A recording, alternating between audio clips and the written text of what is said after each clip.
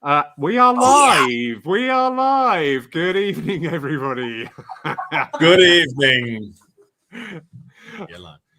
Welcome, everybody. Sorry about that rather loud introduction there. It was just in case something untoward may have been said. We have a great evening lined up. I know. Those of you who are familiar, we've got the wonderful Jack from Denmark talking to us. And tonight our topic is all about healing. Jack, sir, firstly, thank you. And as always, so indebted to you for giving up your time. Greatly appreciated. And we must also say hello to the lovely Lola, who is just off camera there at the side, eating chocolate biscuits. So hello, there we go. Hello, Lola. Good evening, everybody joining us. Good evening, Monique. How are you, my darling? Arisha, Pam, Lynn, Sheena. Hello, darling. Patrick, good evening, sir. So yes, tonight's topic is healing. Come on, Lawrence, get on with the business. Get on with the job in hand. Jack, yes. Healing. I asked you if you practice and worked as a healer. Your response was so encouraging that I decided, yes, we need to talk and we need to share this. So if you could just give a little bit of background about how you started on your healing journey, please. Yes, sure will. And first of all, thank you for inviting me again. It started for about 25 years ago, where I was about 15, I think, something like that. Maybe a few years older, but it was.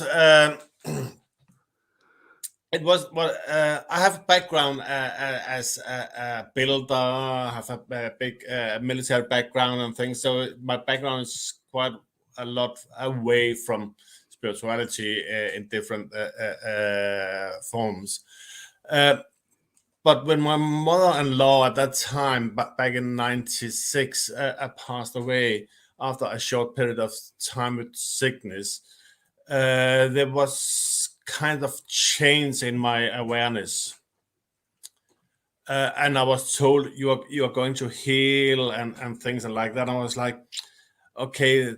I said to the lady that told me, okay, but then I guess you have a course I can take or something. No, she said. She was selling courses, but no, she said you just have to do it from the heart. And I was like, okay, she don't want to sell me anything, but she wants me to start to heal. Mm-hmm. So to make this story short, I was trying to look around and asking people, what should I do, and things. I got some advice, and I started to ask people, oh, would you like to be a guinea pig for me? So and those people started coming to me, and I was sitting there, closed my eyes and sitting there, but wasn't really aware of what was going on. But the response I had from all those people was amazing. I was like really surprised about it. Then some years later, I met a great trance medium. I started my mediumistic development towards the evidential mediumship. These days, most people know me as an evidential medium, but at that time, I was a healer. I'm still a healer, and healing is in my heart. But what I realized through that, I met one weekend. There was a weekend about trance, and a great trance medium, Libby Clark, came and should do an introduction for us. And she took me out of the crowd and said, "Oh, Jack, can I just demonstrate something with you?" She took me into a trance, and it was like, oh, I know what this is. I realized those years I've been doing healing before, I actually had was going into this trance state without knowing what I was doing. It was just a natural way for me to go into that altered state of consciousness. And then I became always been very interested in the healing. I got interested in trance as well as the digital mediumship. But tonight we'll just talk about healing. So I started to do my own kind of research on healing. So I took some courses and things. I was having more people coming for healing. I was going deeper into the trance state, took some trance courses and things. I started looking around the world. I've been a couple of times in Brazil to study both the trance, but especially the healing there. I got some healing there. I got my own back fixed by healing in Brazil. I've been suffering with a really bad back since my teenage years. But in 2008, I was in Brazil, and without anybody touched me, I got this healing where my back was fixed, and since that, my back has been quite good actually. Of course, I can still have pain sometimes, if a cold or a cold back, or done some things stupid as anybody can have a sore back, but it's. But in general, I got rid of this constant pain I had in my back, and I thought that was really interesting. So my studies of healing. So what I will talk about tonight is not out from what somebody have told me, what somebody have taught me, what I have read in books, but through my own research and my own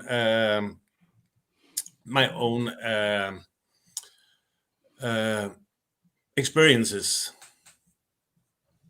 Okay. Yeah, brilliant. Just very quickly, welcome everybody who's just recently joined us. The room tonight is full of actually really accomplished healers, so we are in absolutely magical company tonight. So thank you all for joining us. A lot of what you said there really resonated, Jack. I love the part about I'm stood there not really quite sure what I'm doing and not sure what's happening. Ditto. I'm stood there, I feel like a fraud, because I'm not engaging with this. But it evolves. Wonderful that you can find your own path, because a big topic of discussion that keeps coming to light at the moment is sometimes with certain institutes and different parties who tell you they're going to train you how to be a healer. An awful lot of their teaching techniques are telling you, you don't do this, you don't do that, you don't do this, you don't do that. And you've got to invest quite a lot of time, and in some cases quite a lot of money also in that. It's very interesting. I get it from both sides. I really do. I do understand, we've got to have the basics there. If I am working with anybody, either sex, on their own, I will always offer, do you want the third party in there just to feel secure, because that's common courtesy. The areas as a healer or whatever you're doing that are absolute no-nos, and it's all about respect. You're treating the people the same respect as you treat spirit when you work with them. But it's such one of the really good things about this time is we can have discussions about that and hear other people's unfoldments and share our own tales of unfoldment, and not to feel alone, which I think is beautiful. We have a brilliant, I'm not saying this because they're here at Poole. I would say this about our healing group wherever they are. They are par excellence. They are a wide variety of people, all sorts of backgrounds. And in that alone allows them to resonate with a bigger congregation of people seeking healing. And they're all in it for the heart. Not one of them is ego. They're all in it for the heart and their duty and devotion. So absolutely wonderful. It's going to be good tonight. I know it. And I'm going to have to come up to speed here to catch up with you. Sure you will, without problems. Yeah. But as you're talking about, it's not I think in mediumship in general, it shouldn't be about the ego, and especially not with the healing. The healing should be about the healing, about the client, about. But to me, now you talked about different techniques. You can go on courses, take education and things, learn different techniques. And that's, to me, is the right word, different techniques. For me, there's only two forms of healing. There's spiritual healing, and there's what I call magnetic or mental healing. And like when we separate, when we're talking about mediumship and psychic, we should separate them. It's two different things. Not that one is better than the other. It's just different. The same way for me with the healing. With the spiritual healing, we use the spiritual energy. We use our guides, helpers, loved ones, and whoever comes in the room. I'll go a little bit deeper into that in a minute. Then we have what I call the mental or the magnetic healing, where we use our own energy. Where we're going, if I was going to give you a healing, Lawrence, using magnetic or mental healing, I would use my energy to go into your energy. I would go in and see, where does Lawrence have issues? I will concentrate the healing on those areas. You involve yourself. It's a really effective, really sudden healing you can create there. Do you know what? And I know it's a form of healing that most people actually use, especially when we have kids. What do we do when our kids comes and say, it hurts and does things and so like that? We'll put our hand on them, quite natural. Say, come on, I'll take that away from you. And that's where the ego is coming in. It's all good. It's what we should do with our kids, of course. I'm not saying anything wrong with it. We just have to be aware of, because we want to be so much good for other people. We'll lift their burdens mentally, physically, emotionally. So if I was going to you or somebody else a healing, going in there and say, "Oh, Laurie, I can see your knees is hurting. I can see you have an emotional some emotional issues. Let me heal that for you. Let me take that away from you. I will take that away. I will take it to myself." We often hear healers talk about after the healing, they have to cleanse themselves. Because they're taking all that into their own energy to clean it out. That is so fascinating. Effective, but we have to think about what's it doing to us as a healer. Okay. When I'm talking about spiritual healing, I'm talking about creating a room through my mediumship. Yeah. A room, of course, I will be in the room, the client will be in the room, but I won't interact with the client as such. In general, I will base my healing on a prayer. And a quite simple prayer. It's I just say it within something like, "My God, my Creator, as I'm here in front of you today, I'll create this room for healing. I'll invite you, my guides, helpers, and whoever is going to join within this healing. And then I will just focus on, I'm going to hold this room for my client. And for those that is doing the healing. To me, that is spiritual healing. I can have hands on, I can have hands off, doesn't matter really. Yeah. But I'll just use my mediumship to create that room, and use my ability to communicate with spirit, to invite them to join that room, to take care of that healing. When I have done that, all I have to do is just hold that room Mentally, I can go out and have a cup of coffee or whatever I'm doing, basically. As long as I just have the focus, I'm going to hold this room. I love that. You know? I absolutely love that. For me, as I said, I will often, not always, but I will often go into a trance state, because in the trance state, for me, it's a way for me to put my own conscious as far away as possible, because I don't want to be involved in the healing. Yeah. It's really powerful healing. But as I said, the mental or magnetic healing is very powerful as well. It's just different. The thing for me with the spiritual healing, creating this room, I'm not using my own energy. But my experience is I can sit there, I can do 10, 15 healings a day. Often we hear healings, I can only do 2 or 3 healings because then I'm worn out, I'm tired, I don't have any more energy. Yeah. And if you have that feeling, that's to me a sign that you're using too much of your own energy. Yeah.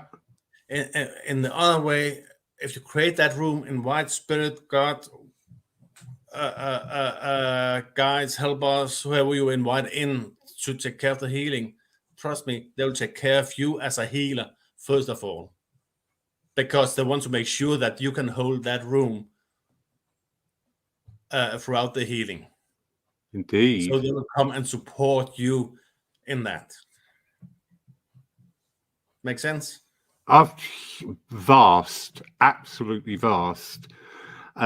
So interesting that you mentioned magnetic healing.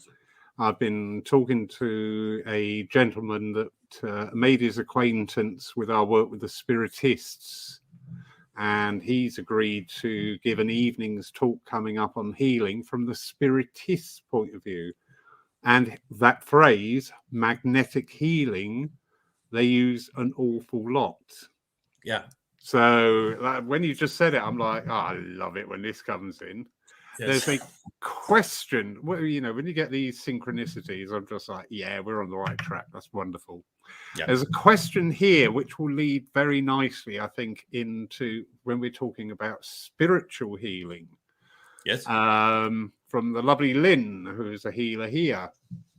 And she's asking, so many renowned healers have had spirit doctors working through them. How does that happen? And have you had that experience? And that's a really good question. It's actually a question I have been thinking a lot about, because I've had that question from myself as well. I know a lot of people is talking about those spirit doctors, and some are naming them, some are not, just calling them spirit doctors. To me, like when through my studies in Brazil, they have those spirit doctors that is named and investigated, coming through doing the healing there. Quite an amazing study I've done there. But to myself, to me, I was told years ago at the Fenley College that there was a doctor with me within my healings. I said, oh, that's fine. So when I was doing my healings, I was looking for this doctor. And every time I went to that healing and I asked for that doctor to step forward to show himself or herself to me, that was long. I just had an image of a young chap with long blonde hair. I was like, "Oh, you're not a doctor. Go away, go away." To me, a doctor would be an elderly, distinguished man. That's my image of a doctor.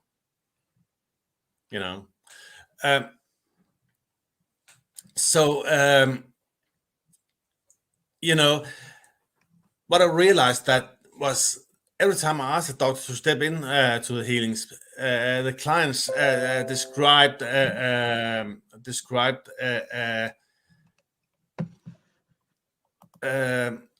things happening that sounded like a spiritual surgeon sometimes. you know. I was like, I'm not quite sure what is going on here, but I realized that this young man I had the image of. I had a client on the bench there. I asked the doctor to step in, and and after the healing shit, she was a medium, a psychic herself. She said to me, "I thought, oh, it's so interesting watching because this chap came in, started doing so and so and so. She had what it's called a polyp, what's called a little thing in her throat, and that was released during the healing. After the healing, she coughed and it came out. Wow. Yeah. And she described this man that did this to her, and that was that young bloke I had dismissed so many times. I think we have to remember when spirits, guides, helpers, loved ones, whatever we call them, steps into a healing, they are coming as an energy. Yeah. The images we are putting on them is ours. We have to remember they don't have a physical look because they're only an energy. Yeah. So if they're doctors or not, one thing I'm sure of that is those that is stepping in and taking part of those healings, they have some knowledge of what is going on either on the client or with the healer, and they have a big what can I call it? like a database. They have a lot, they have that direct connection with spirit. Like when we are going on internet, looking out, asking a question. Oh, how I'm going to treat my bad knee or something like that. They're just doing that all the time. Yeah. So it's not the one that is in. Oh, I might be a doctor, but I'm just a daily doctor. I don't know how to do a surgeon or something. But I know somebody else that can.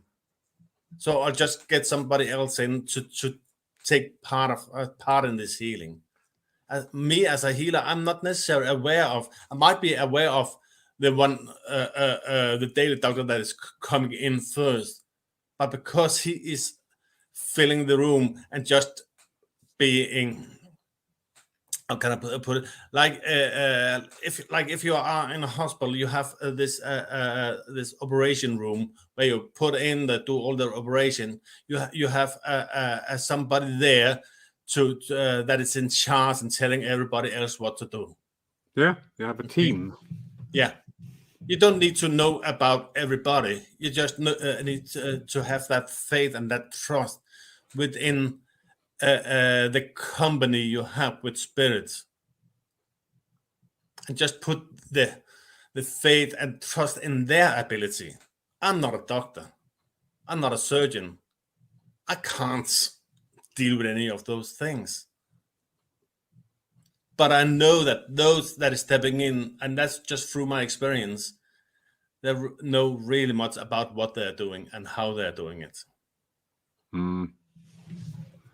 That is brilliant. We had a animal healer here a little while back, and talking to him, and at that time one of my cats needed a bit of healing, and I said, I give him healing every day. And he said, have you asked for a vet to step in? And I went, no. But when he said it, I just thought, how simple is this? This is so lovely. Yeah. I've got a poorly animal. So, yeah, I would like a vet to come in. And when we use the term doctor, you can be a doctor of medicine, you can be a doctor of urology, you can be a doctor of so many different things. Definitely. But I like the data doctor. I like that phrase. That's going to stick. Yeah. I do like that. We're going to have a data doctor for a while. But yeah, that really does make an awful lot of sense, Jack. Absolutely. We have a comment here from Julie Erickson, and she's just saying, I like what you said about trance state developing naturally through giving healing. I felt the same happen to me without realizing. Now, when I go into a trance state, it feels the same or very similar to giving healing. And thank you for your confirmation. Yeah, and I know it happens for a lot of healers without being aware of it. They're going into that, if not into a trance state, they're going into a deeper altered state. Yeah. It's happened naturally for many healers, especially healers that is really doing the spiritual healing, because you kind of need to go into that altered state to create that room to connect with spirit, like when we're doing any other form of mediumship. We might be very much awake that way, but we will go into an altered state. Yeah. I had my first experience of that during healing a few months back. Something had changed and I suddenly found myself not present.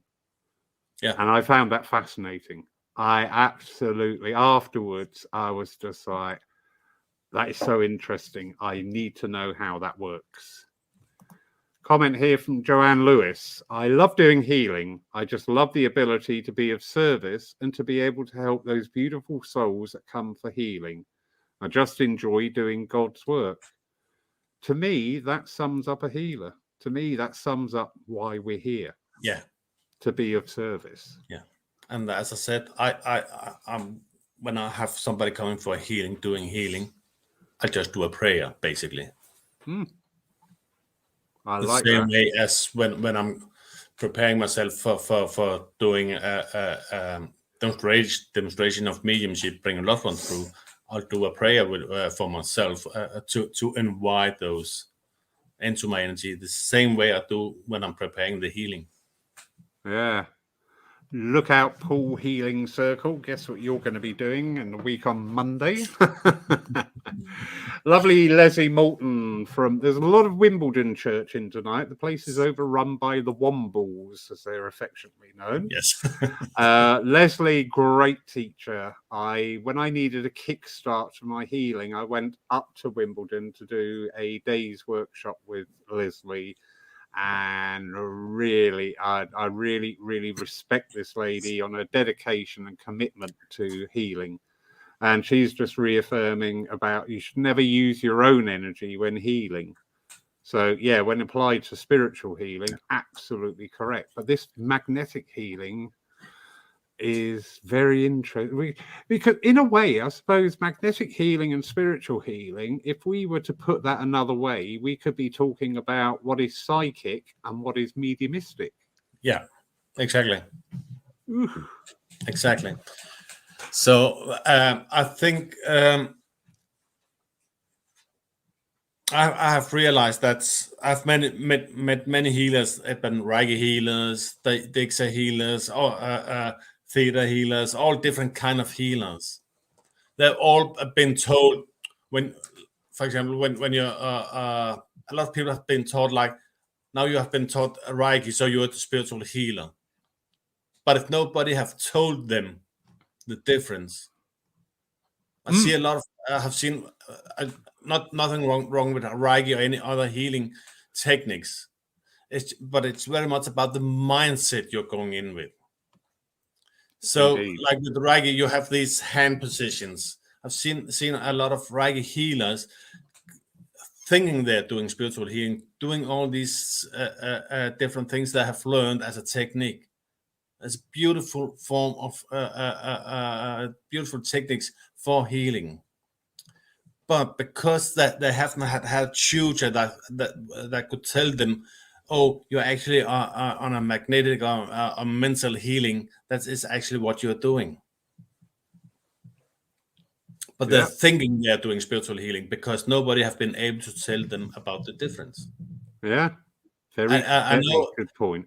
I know a lot of people actually think that like Reiki, Reiki is a form of spiritual healing. Reiki is a technique. Like Dixa is a technique, and many different techniques for healing. They're all really good and a really good way to start the healing journey. Yes, a lot. But as we have talked about before, in any kind of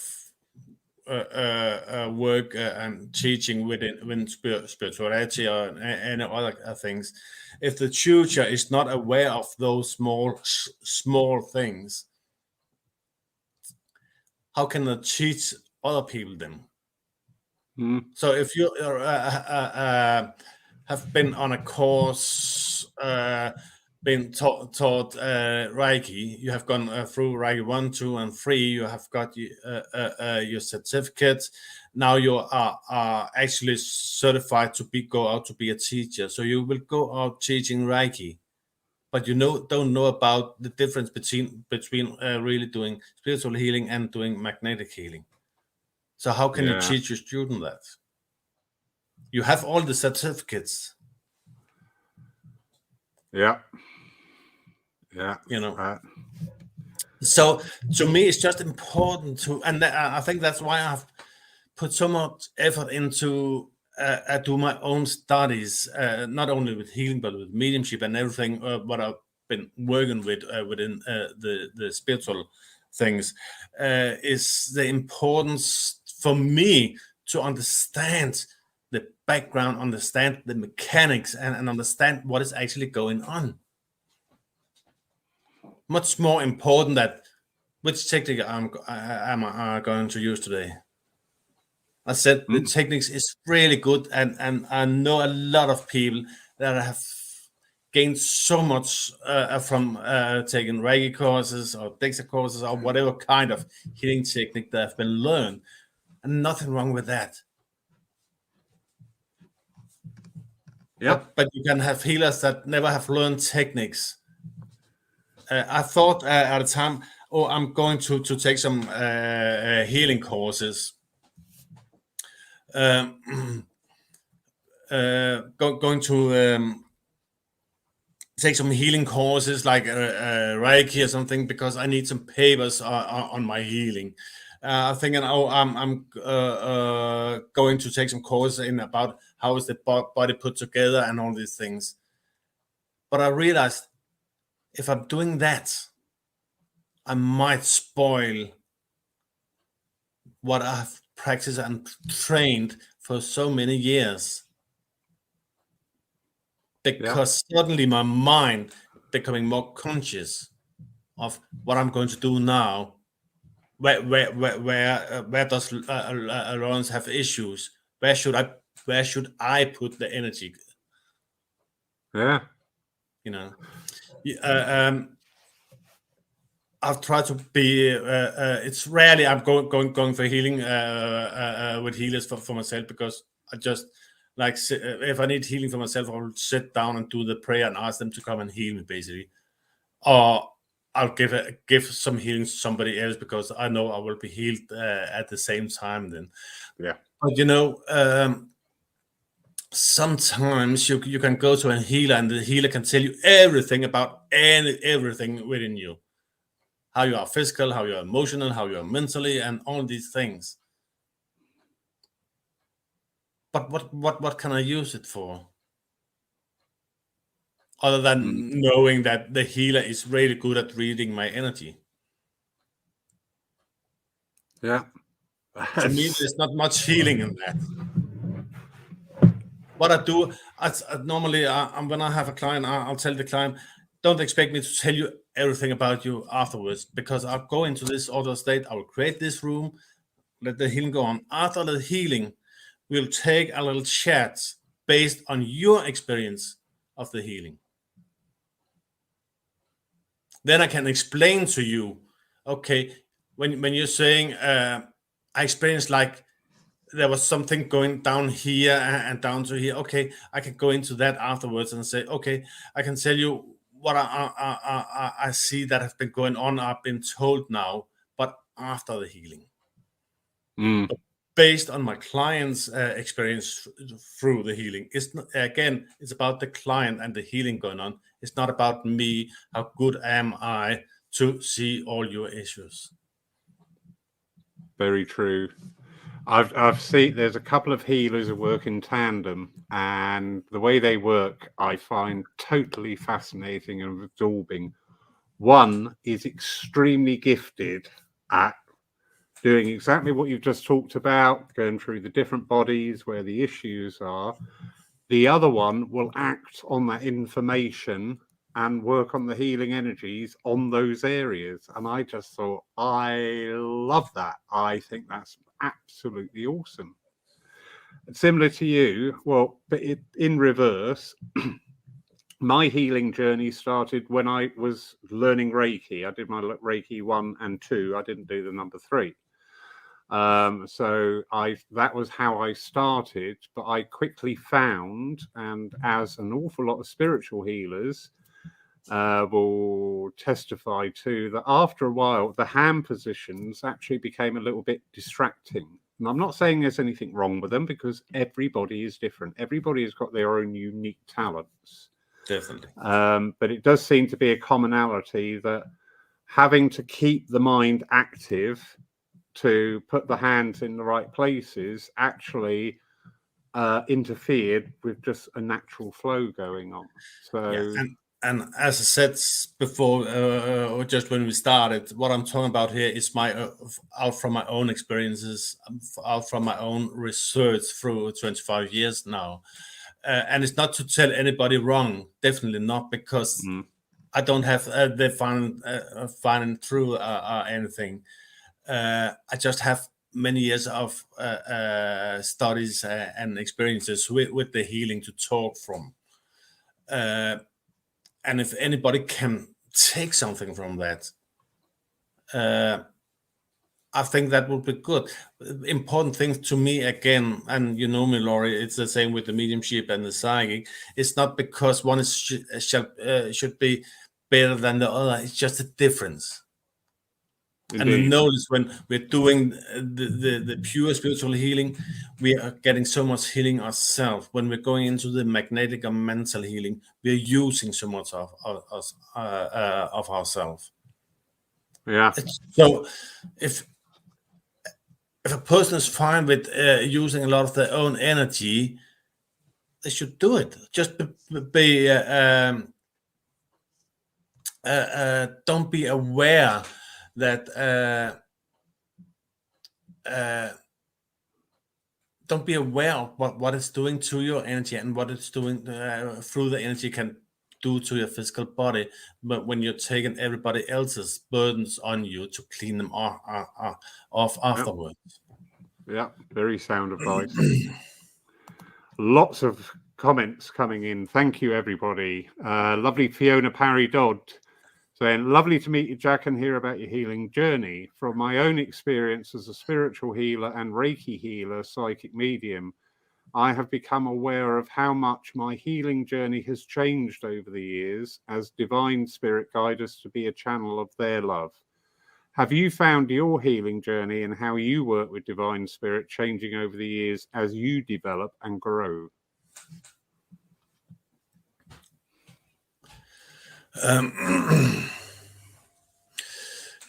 Yeah, I believe so. I've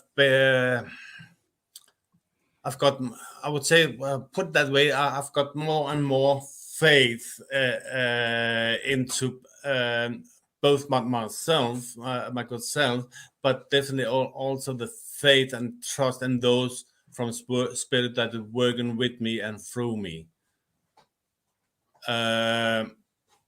In the earlier years, when I started becoming more aware of something was going on, I started to get curious and I started to get more and more involved with it, and it took something away from my healing. So I realized that wow, and that was because I was become more conscious. Instead of being in that trance state, I became more conscious within the healing, and kind of for me took something away from the healing. Yep. And that was through the feedback from my clients as well at that time. So I realized I really need to go more back into looking at the altered state I am in when I'm doing the healing. Not necessarily in a trance state, but in a deeper altered state. Yeah. So yeah, my healing journey have been one big long development, not only within the healing, but also with myself, with my mediumship, with everything. Basically, it's brought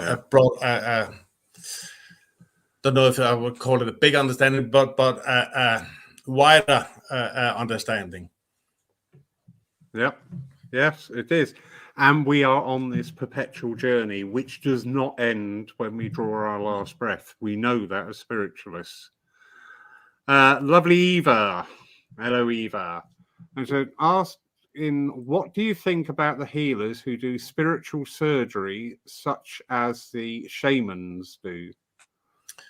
I haven't seen shamans do spiritual surgery. So I'm not quite sure what you are asking about, Eva. But as I said, I have experienced what I would call spiritual surgery on my own body in Brazil. With my bag, I was sitting there, nobody nearby me, and I felt like a couple of hands just got in, grabbed my spine, and just clicked it into place. Click, click, click, click, click, and I was and I was 3 inches higher when I went out of the room because I could stretch my back suddenly. I'm not sure how the shamans are doing spiritual surgery, to be honest. So it's I haven't seen it, so I can't. I don't really have any thoughts about it in that way. Yeah. I need a bigger explanation of it then. Absolutely fine.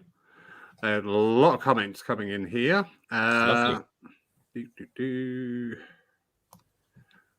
Paul Dodd, echoing actually a point and you raised earlier.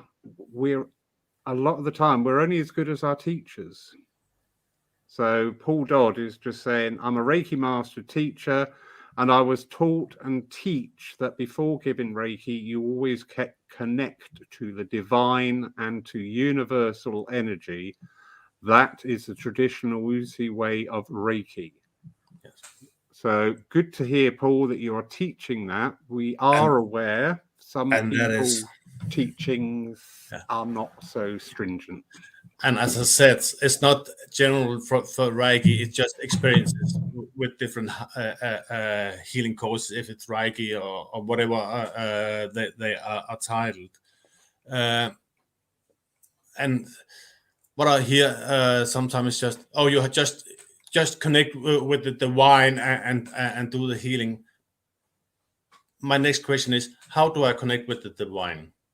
And it's this teaching that, in my experience, sometimes it's not always, definitely not, but sometimes it's missing. It's not enough to say the words. You also need to have the technique, or what to call it, to connect to the divine. Yeah. And sadly, as with all branches of spiritualism, there are teachers and there are teachers, and some teachers are motivated by different energies other than the spiritual. Yeah, and as I say, there's a lot of brilliant teachers out there. Indeed. Indeed. I'm not going to sit here and slack anybody off. No, it's not about that. And that's why I'm addressing it here, because it's, as you said, it's like just connect with the divine, just connect with spirit, just do it. But if I don't know how to do it, it won't help me to be told that you have to connect with it before. Indeed. So, but it's good to hear. As I said, I know there's many good teachers out there in both in Reiki and spiritual healing and all kind of healing. The essence for me is that the difference between spiritual healing and mental healing is not about the techniques you learn. It's about the mindset you're doing the healing with. Yeah, indeed. Somebody's just a little bit upset that we haven't tackled their comment the second it showed up. So apologies, Sarah, but as you can see, it's an unfolding evening and we are getting to things in their time.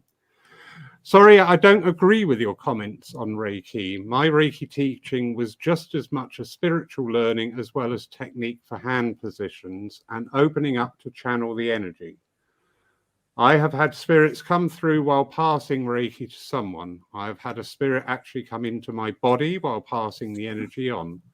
How can you say it's only a technique, especially when you feel the energy flowing through your whole body?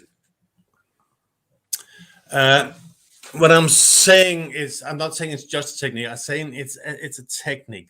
Reiki is a series of hand positions. But if you're not, as we talked about, if you're not taught how to connect with the divine, how to connect with spirits, if you've just been told just do it, and you don't have the understanding of how to do it, it sounds like you, Sarah, have the understanding or have been taught the understanding of how to do it, and that's brilliant. That is exactly what I want, what I like to hear.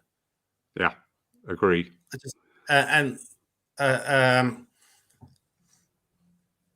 So you have to understand, when I'm talking about this, it's not about this technique is wrong or this is right. Nothing, not at all. They're all brilliant techniques, but it's so much more than a technique. And for me, that I believe that what we all should strive for to understand the mechanics behind it. Indeed, that is such an important point. You know, we've got to, whatever we do on our spiritual pathways and understanding, we've got to engage with the spirit because we are dealing with intelligence. And we've got to match that intelligence that is coming through and available to us. In your comment there, Sarah, you were saying you were taught, and that was the key word, because exactly. Again, sadly, I have seen cases where the goal of teaching was the sum total of the fees at the end of the course and very little else. From what you've said there, you benefited by what we would call a more well-rounded and balanced approach to it. All these different techniques that come in, and whether this be in our healing route or our mediumistic routes or however we walk to spirit, as we're seeing at this time, we're seeing a great upsurge thanks to the internet and these times of different ideas, different thoughts, different practices coming in. I love shamanic work. I didn't know anything about shamanism until I started talking to shamanic people, and I found a resonance there. I enjoy it. But in all my different practices, I always respect and remember that all things come from God. They are not the top of the tree. They are a part and a different pathway to connecting with the divine. And this is something I see with some people. It tends to be not investigated deeply enough, you know, that everything comes from the divine. So I'm quite happy to sit in on a shamanic ritual. I'm quite happy to work on Reiki side again. I'm quite happy to listen to others talk about different religions and philosophies, because all the time we are still paying that homage to it all comes from the creator. Yeah. So, yeah. Where are we? Lovely Marion Frisbee. Hello, darling. She's saying the energy and intelligence of spirit is beyond our understanding. Do you know what? That answers all our questions, because I keep saying that. That is a brilliant statement. And if we set the intentions to be a channel for healing, to be part of a team, the energies will flow. On many occasions, patients have reported the feeling of other hands working in other areas to where mine were placed. The less interference from myself, the greater the influence of spirit. Yeah, and exactly, Marian, and that's some of the experiences I have all the way back from my early experiences with the healing. clients was talking about some clients even said they had to open their eyes during the healing because they knew I was somewhere with my hands, but there was maybe 2 or 3 other set of hands they could feel quite physical on their body. I only have 2 hands, Yes, I actually experienced that on Thursday. We had Brian Walker here, and he arrived early, and he said, "I've come early because I've been told you need healing." And I went, "Oh, okay." And I had 6 hands on me, and I am both feet on the ground about these things. If I did not feel another presence, I would be honest about it. But I had hands on my shoulder, hands on my head, and hands on my feet. Well, I'm 6 foot, so even if he did have 6 hands, he couldn't have reached 6 foot to hold me toes. So yeah, brilliant. Little theme coming up here with a couple of the comments. Just we need to, just talk about these things. We're all over 21. We're all grown up. When Jack used the word technique, everything is a technique. Yeah. When I connect with spirit, I use a technique, and that technique changes over time. It's that thing that we can cleave to. I used to wear my magic socks when I first started as a medium. I had one pair of socks where I went out one night and blew my mind. And for about the next 6 months, my technique as getting ready to go out and do mediumship was dig out my socks. Yep. You'll be pleased to hear I don't use that technique anymore. No. So I found the technique of Reiki in the way it was taught in placing the hands and remembering the symbols. That started me on my journey. I'm not dismissing that technique whatsoever, and nobody in this room is using that word in the unfortunate way that some people have interpreted as slightly demeaning, because it isn't. So wonderful. Where else are we? Lovely Fiona Barry Dodd back. Love and intention to connect to divine spirit, and we all have our own unique relationship with divine spirit. Fiona, absolutely spot on. Every single one of us will talk about our own, as I've just said, my magic socks. That was my connection to the divine. I now, thankfully, have other ways. Monique Backer is asking, where can we buy these socks? I'll put them on eBay, my darling.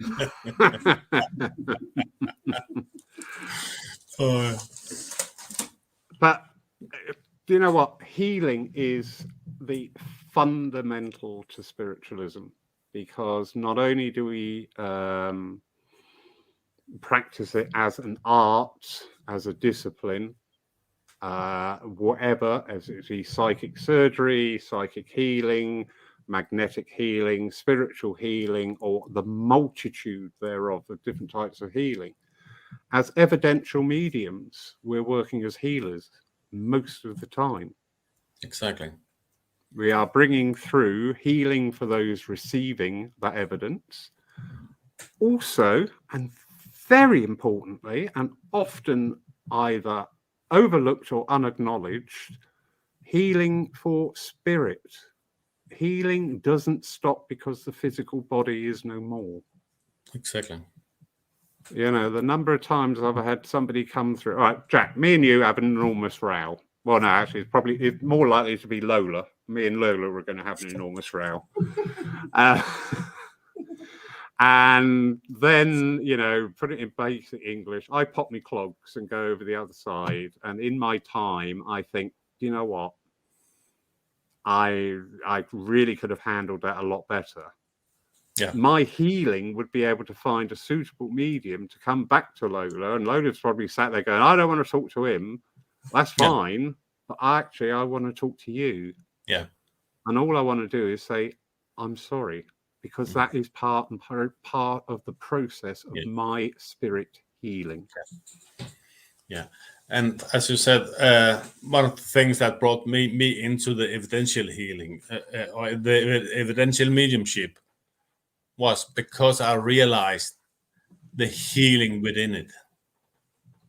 Indeed.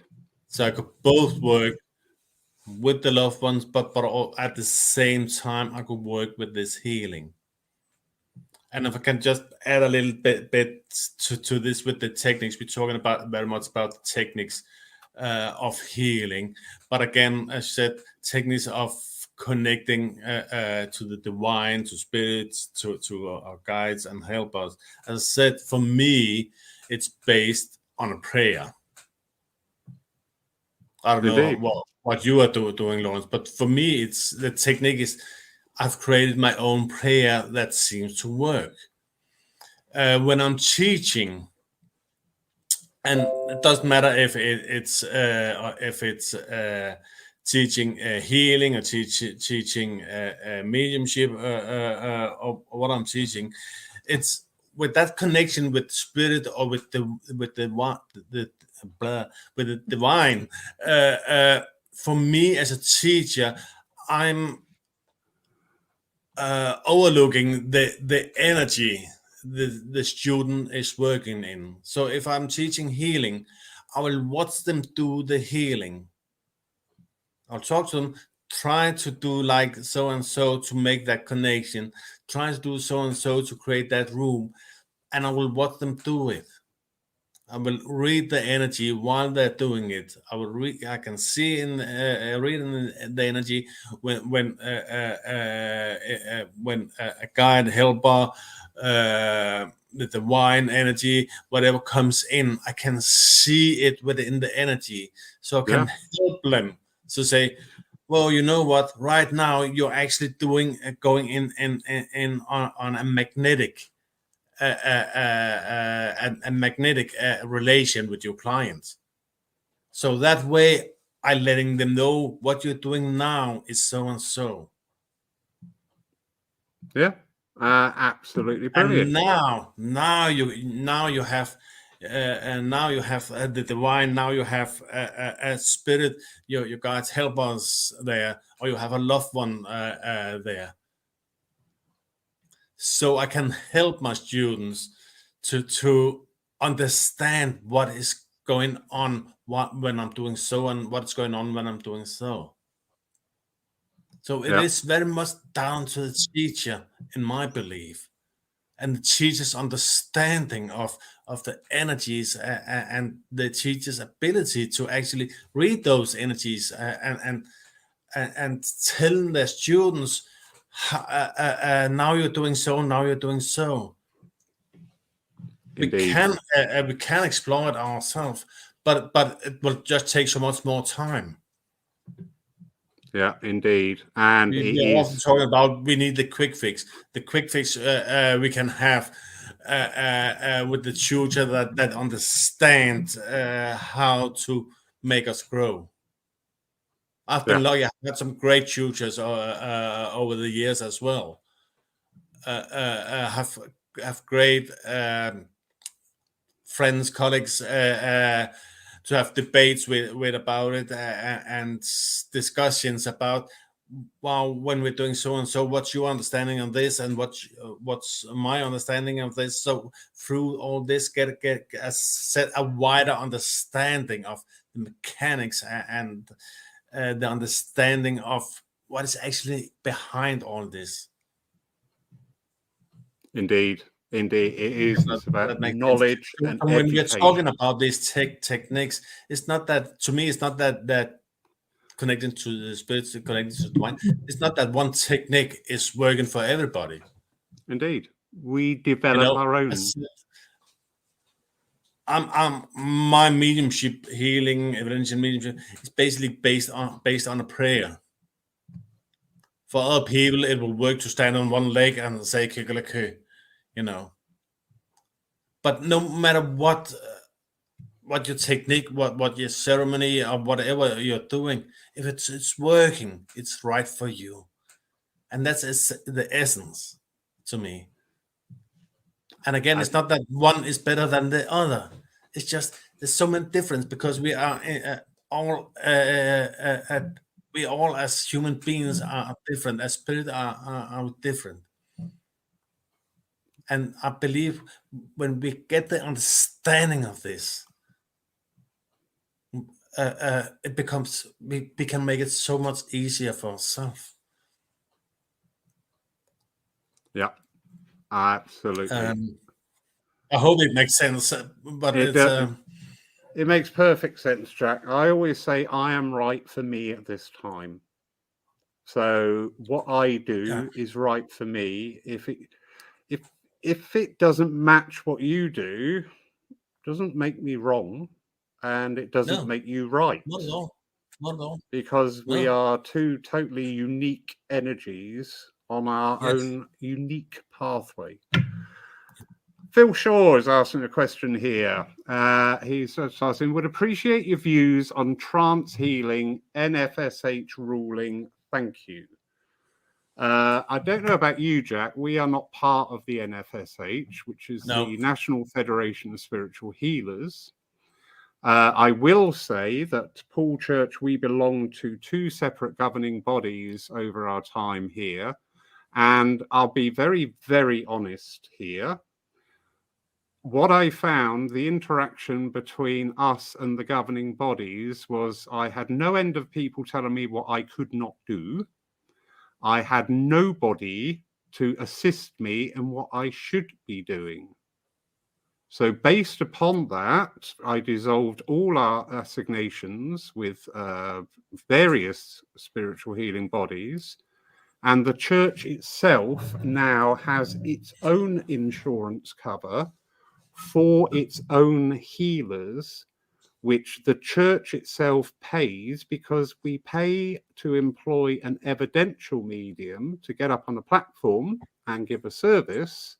Yes. But we expect our healers to put their hands in their own pocket and pay for their own insurance and be total abeyance to an impartial third party who is insisting, regardless of your experience, and this is one of the defining cases why I pulled our affiliations, that I had a healer who had 25 years experience as being a spiritual healer, had recommendations that were absolutely glowing testimonies from well-known people, but he still had to do the 2 years training under observance by this body before they would give him a certificate. And I get that. I get that from the insurance because this diktat is passed on by their insurance firm. Yeah.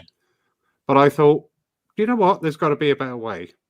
So now we've taken control of the legality side. We have a very formulaic way of enrolling our healers. The insurance is met by the church because they are performing their duties within the church on behalf of the church. Their actual development comes in many ways through a variety of workshops, for instance. Lovely Fiona, who's in today, just advertised her workshop and 6 of our healers have signed up for it straight away. Other healers have attended other workshops based on healing, and plus what we do in our own development circle. As for trance healing, from me, I'm sorry, Jack, to weigh in on this, but I do need these things out there. Trance healing, you're a healer. Now, if you do your healing stood there with your hands on your shoulders, if you do your healing, and I love the way you just said that, Jack, without any physical contact, if you do your healing through trance, if you do your healing through psychic surgery, it matters not in my book. That is the way you, as an individual, work on your healing. And as long as you are observing all the abeyances and we can see no sign of the ego coming in, which I am a trance healer, I can remove this, that, and and just think, really? You're not filling up my bin with bits of body, mate. Go and heal somewhere else. So trance healing, if you're a trance healer and you are connected and you are working for the highest and best in service to the spirit world, you're a healer, and carry on. Yeah. What are your thoughts, Jack?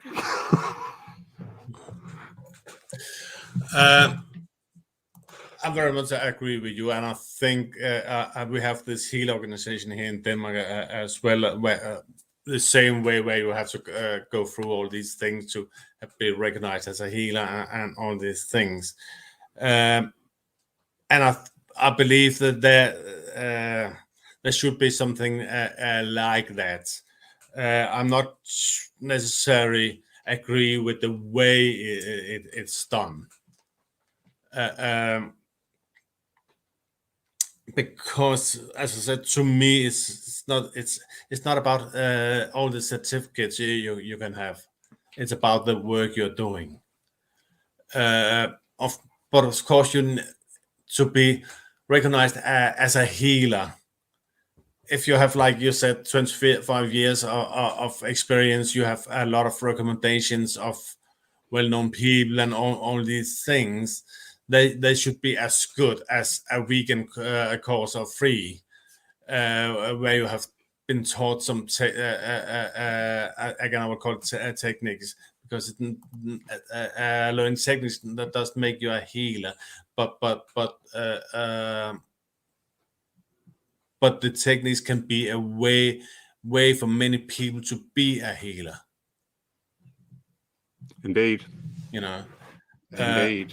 And again, if you are going to put this on, you need, to me, you need some kind of examination or something like we have in the evidential mediumship. You can go to exams. But how are you going to measure the healer? Yeah. How are you going to measure the healer? Of course you can, as I talked about, you can go in and read the energies. But who, again, so those people who is going to assess those exams in healing, who is going to access those accessors to give them the right to be the judges, those that can read the energies right? That is very pertinent. It's so much easier when we have the evidential mediumship, isn't it? Yeah. Because you say so and so and so, and yeah, that's we can put that on paper. With the healing, it's so much more complicated to put it in on paper, to put it on and as you said, to me, it's very much about the years of experience. Yeah, and the intent. More than the certificate. It's like if you're taking a driver license, it doesn't make you a brilliant driver. It just tells that you have learned the techniques and the rules of to get out in the traffic. Yeah. Take years to get that experience where you will be a good driver. And some people will never be a good driver. And some people will be a good driver with minor teaching. I don't drive because I'm frightened of other cars, which on the road is really not a good thing. No, so I mean, it's again, it comes very much down to the individual. Some people is getting it faster than others, as in every other aspects in life. Some just have I don't like the word, but some people have a greater talent for it than others. Yeah, and it's the application as well of healing. Yeah. You may have somebody who has absolutely no, well, in fact, I know somebody, I'm just talking about them. Absolutely no interest, no belief, no wherewithal whatsoever about spiritualism, the beliefs, the practices, and what we do. And you know what? This person is one of the greatest healers I know, because she goes into areas where a lot of us would fear to tread. And she sits there quietly and working through inspiration from spirit, talks people down, talks people into a calmer state, talks people into a space where they will stop being so self-destructive and start to reconstruct themselves. Her abilities on rehabilitation are phenomenal. But no, you can't talk dead people, load of rubbish. And I just look at her and smile because I think, you know what, love? You are one of the greatest mediums I know. Exactly. Because the work you do is so tangible, so measurable. And you know, when you're saying that, when I'm teaching, having new students, I usually ask them, what do you do? And I meet a lot of people that is saying, I'm just a healer. Yeah. To me, healing is the finest form of mediumship, the finest communication, not with words, but within the energy. So nobody's just a healer. Exactly. I could say I'm just a medium. Yeah, nobody ever says that. You can be a medium without being a healer, but you can't be a healer without being a medium. Yeah. Lynn Clark there has put in a very wonderful comment. Thank you, Lynn. All healers have a different way of healing, and there are no right or wrongs. Exactly. It's about intent, working with the energy, unconditional love, just giving. It's absolute joy. And she's saying she has no idea about technique, but make sure that she says a prayer and close down afterwards. And Lynn, that works for you well because you are very highly regarded as one of the church healers here. I hear often the comments and positive comments about the healing that you have given. So, yeah, well said there, Lynn. Touched on something here about, I will bring this one up. Leslie, absolutely. We do have to have rules and some regulations to protect the clients. I fully understand that. Lynn, who just commented, and one of our other healers went through various societies' books. We drafted our own regulations for our in-church healers. This was partly to ensure people coming to the church were under the umbrella of being looked after and various other legal documents we must adhere to. Also for the insurance company's benefits, that we have a guideline, but we drafted that, Lynn and Jenny drafted that themselves, and after a little bit of tweaking, that was put into production and put into print. So I'm not saying, no, we don't need regulations. In fact, I think going forward, where money is going to get tighter, that we should start looking at people offering healing and asking the sensible questions. If they were to come to your house, for instance, to do healing, would they ask, first of all, are you on your own? Or I would prefer if I would never enter somebody's house, and regardless of sex, sexual, right, drag me out of this hole, Jack.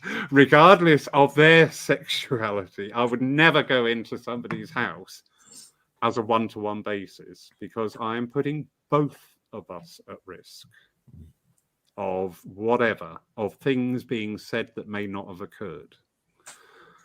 So yeah, we do need the regulations, but yeah, and I agree with you. Sometimes some of these rulings, I do see with a lot of the institutions regarding healings, there's an awful great big litany of things that you must not do. And I just wonder what Spirit's view of that is.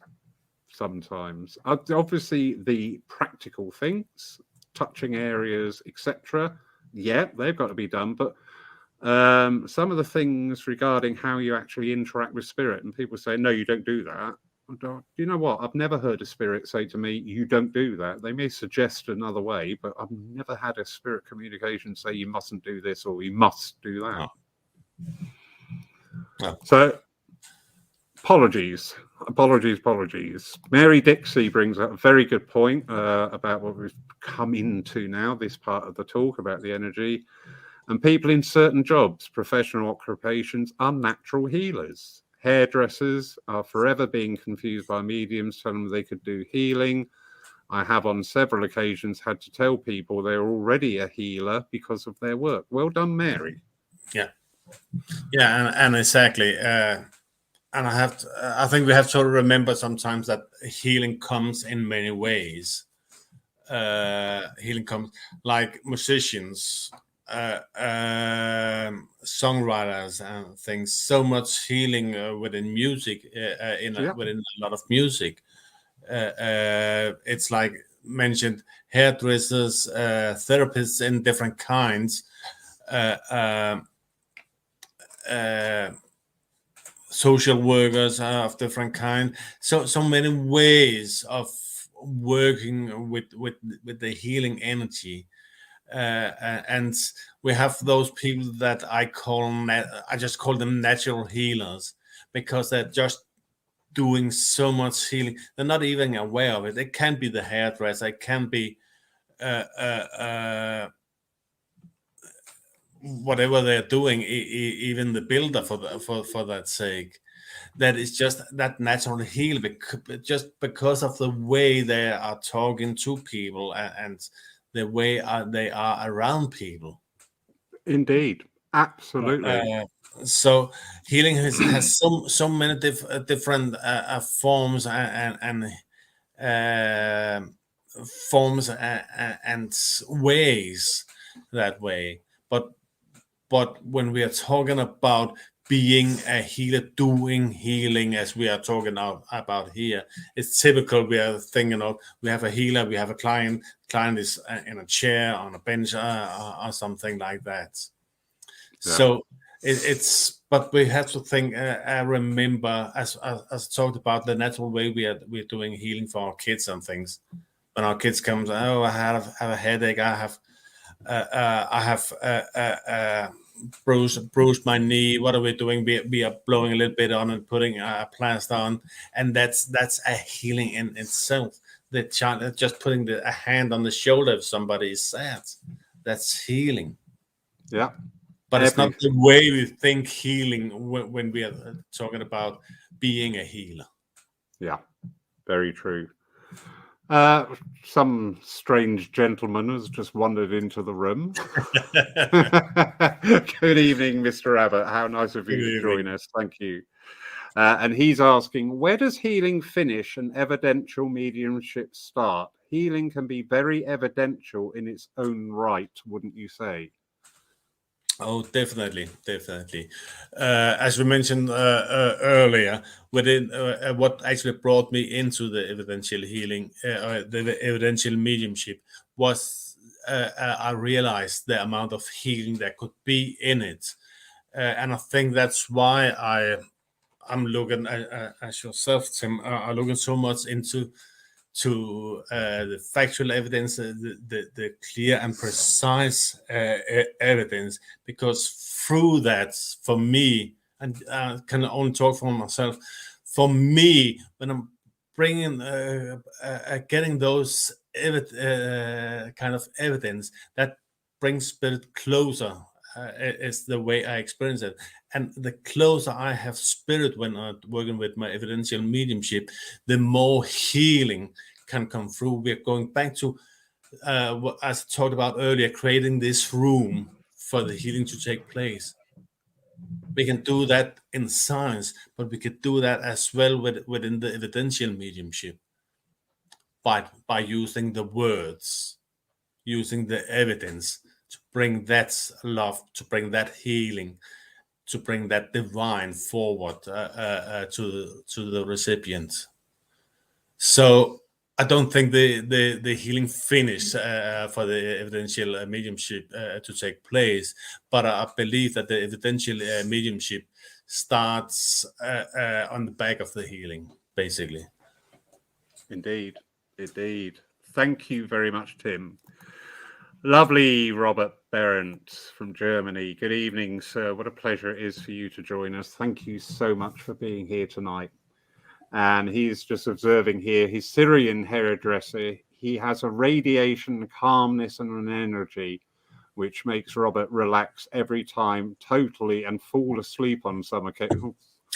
Fall asleep with your hairdresser, Robert. It's probably not a wise move. You might end up And I think that sounds good. I won't have time to fall asleep with my hairdresser. I didn't want to go there, Jack, but as he brought it up.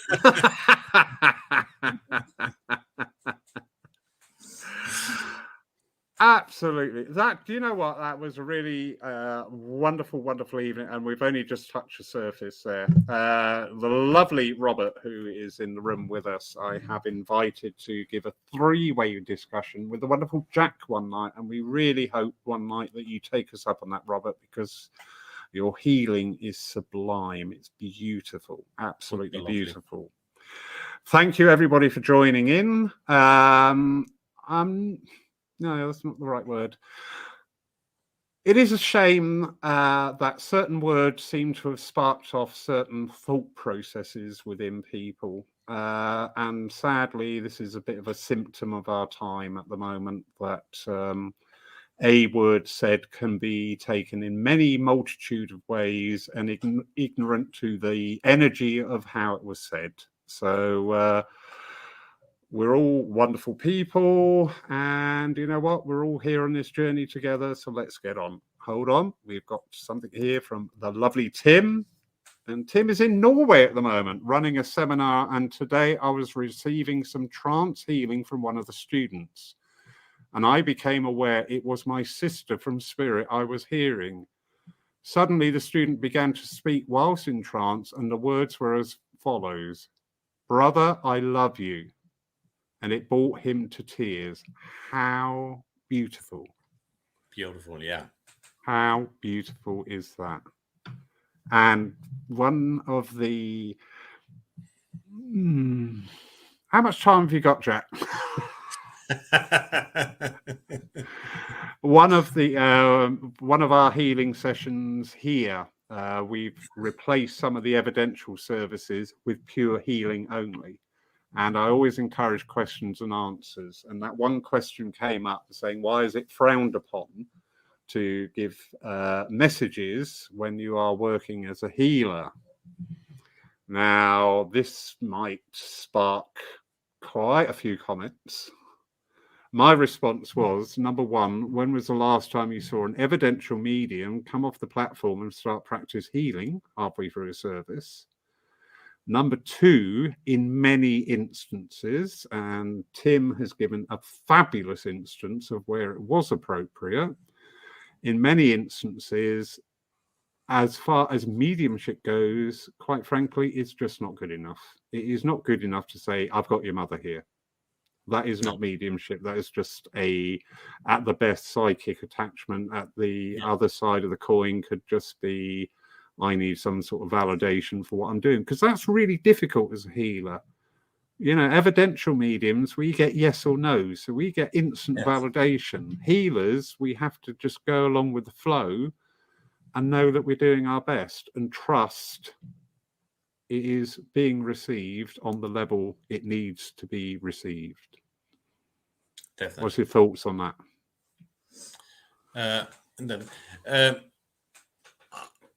I think I say this idea of when we're doing the evidential mediumship, it's so clear. We can say yes, we can say no. When we are doing the healing, I believe actually in the evidential mediumship as well, the best person to measure the healing is the client, isn't it?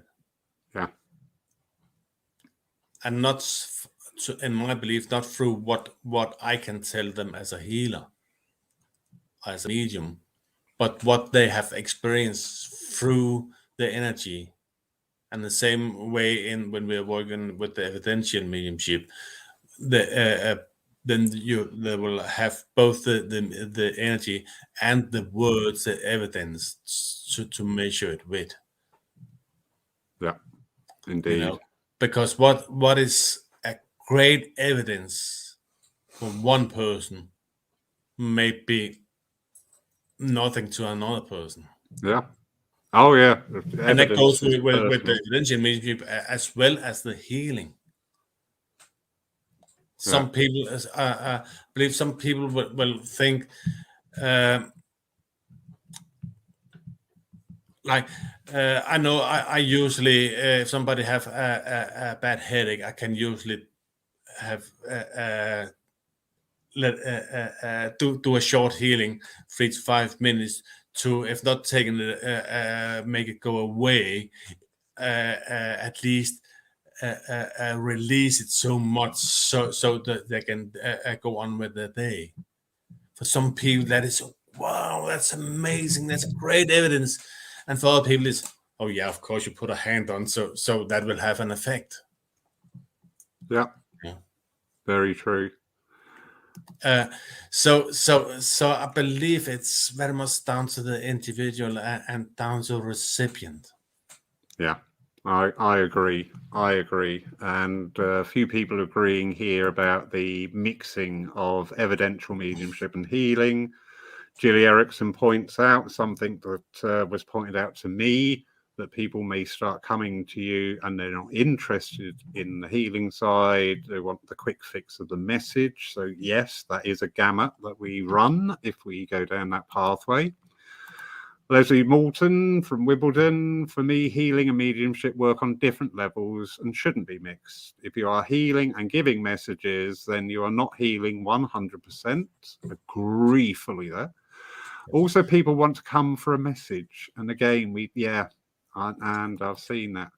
But I think, go on, Jack, yeah, I would agree with that. We shouldn't be doing healing whilst we're giving messages. Sometimes we can have, when we are in trance state, as Tim just had an example from a student, while being in the trance state, sometimes there can come a few words.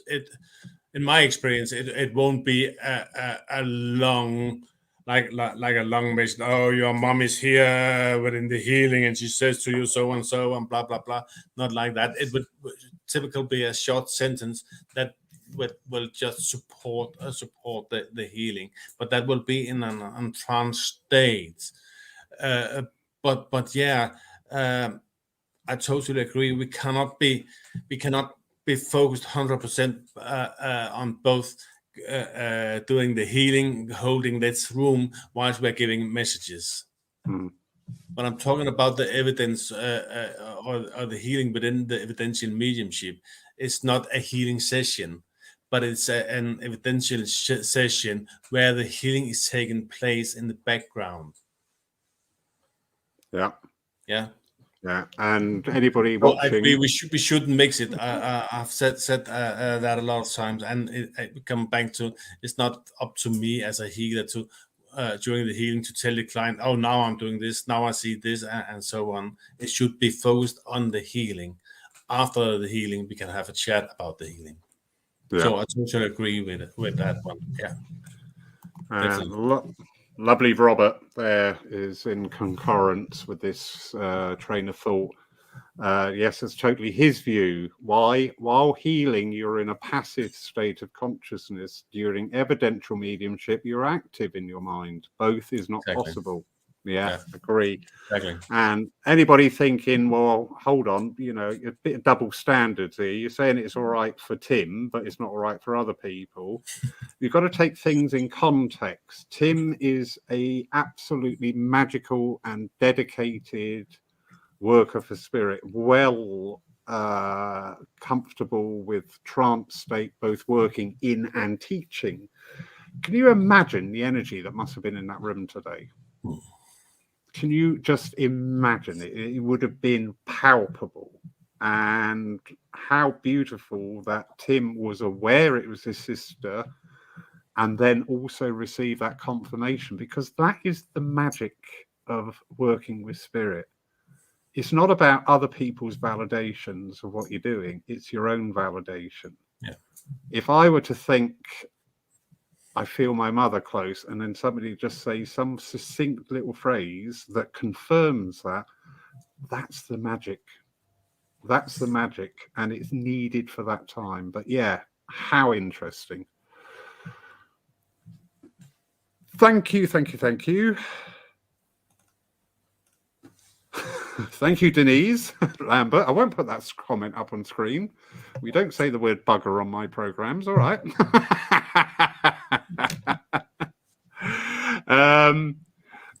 yeah, absolutely wonderful evening. I could go on forever talking about this, and that's the joy, and that's something we've really got to remember as well, that we do go on forever. Not every achievement, not every success, not every summit that we're going to come to is going to happen in this physical span. We are a continually evolving being of light. And as we exhale our last breath here and inhale our first breath in the life between lives, that journey continues. And that is the beauty of spiritualism to me. So everybody, thank you everybody for coming in tonight. Jack, lovely Lola, thank you for being here tonight, giggling away in the side there. Pleasure. Next week, we have Irene Hall, who will be a guest of the church staying here. So we can have one of our Chesterfield chats, which is absolutely wonderful, where Irene and I are talking to each other on camera and taking questions and discussing topics within spiritualism. So thank you, everybody. I realize it's invoked various reactions within people. Absolutely wonderful, because spiritualism also, to me, is a very active religion, philosophy, way of life. And if we all just sat there and had the same consensus and the same principles and the same thoughts, where's the growth in that? Jack, any final words from you, sir? Yeah, I would like to just finish up of whatever I have said. It's not about right or wrongs. It's just about whatever you're doing, how you're doing it. Just know what you're doing and be good at what you're doing. Exactly. And that's the essence in it for me. It's not about one is right or not, another one is wrong. And I'm sorry if I haven't made that clear throughout. But it is really about just know what you're doing. Exactly. And be good at it. My philosophy too, I say that to everybody that comes in the church.